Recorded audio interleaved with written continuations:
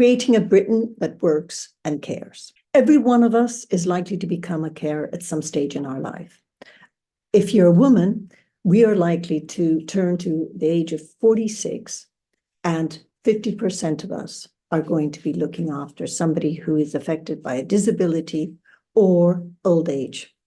Among men, that turning point occurs at the age of 53. But our adult social care system cannot help us enough to support these vulnerable members of our family. And that means forcing us out of our paid employment. It is impossible nowadays to hold down a paid job and be able to look after somebody who's vulnerable in your family. That, at least, is what 2 in 5 people have told our landmark opinion survey. 400,000 people who are looking after a member of their family have already left paid employment. And that is really bad news for a government that is trying to address the issue of economic inactivity.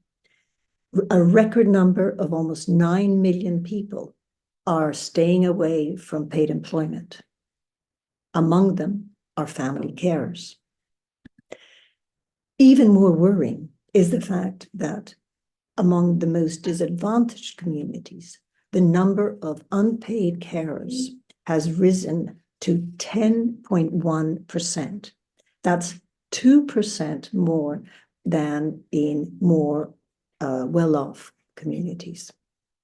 That means this has become a social justice issue, because the reason that so many people have to look after a member of their family is that local authorities in disadvantaged communities simply don't have the wherewithal to support the very vulnerable residents. But here's the good news for government and for us all. This cohort really does want to go back into work. And 59% of carers who are now out of work have said that they would go back if they were receiving a bit of support. 69% of part-time workers say that they would be able to extend their hours, increase their working hours with a bit of support. What does that support look like? Well, we found that there were 4 key policy changes that would help people go back into work, even though they were still looking after a member of their family. One of them was if the local authorities could deliver 10 hours of free domiciliary home care for the person they were looking after.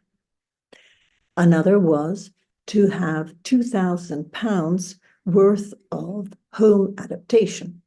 A third policy recommendation was to increase the earnings threshold of the carer's allowance to £250 a week rather than the current £139.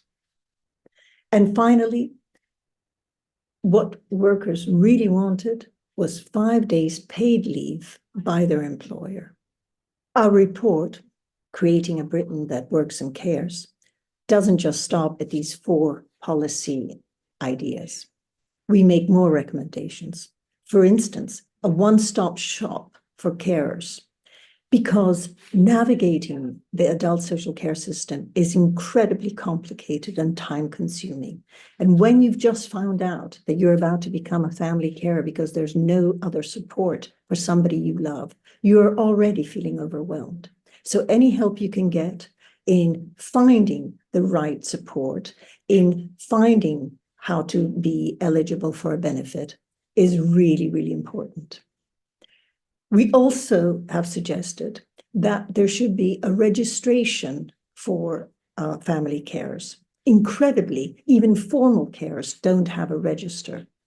But for family carers, this is especially important, because if they could be registered, then GPs and counselors and occupational therapists all could know that the person before them is looking after somebody else and might have special needs, including isolation, including lack of self-worth, including struggling financially. We're also asking for council housing lists to prioritize family carers, those who would move to be closer to a member of their family in order to look after them. They should be high up on that housing list. We're also asking for a change in commissioning practices for small local charities. Right now, a small local charity is asked by their local authority or their council in order to get a contract that they should fill in incredibly lengthy and laborious forms for a grant, or monitor and evaluate their work and send very regular reports that can be incredibly time-consuming.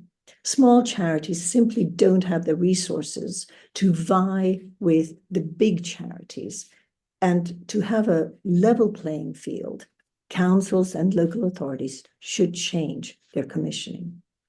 Finally, we believe that when a family carer is accompanying their loved one to a GP appointment or a therapist appointment, they too should be automatically eligible for an appointment, because they're the ones who never look after their own health, who never think about their own needs.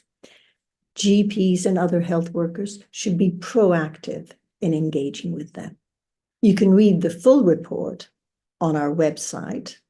It's called Creating a Britain That Works and Cares. And I'm hoping that it will open your eyes to the extraordinary feat of these unsung heroes.